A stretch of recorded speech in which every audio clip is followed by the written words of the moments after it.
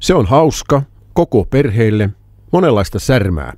Dolly Levi on räiskyvä persoona, joka järjestää asioita sotkeuduttuaan ensin niihin kaulaansa myöten itse. Se sijoittuu osittain New Yorkiin, mennään 120 vuotta ajassa taaksepäin, ja voidaan sanoa, että ei ihminen ole miksikään muuttunut.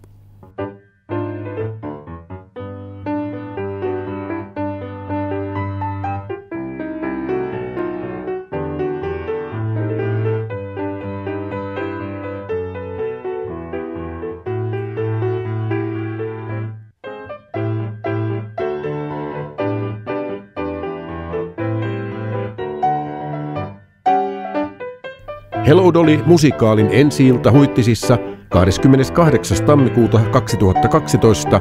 Tule sinäkin paikalle.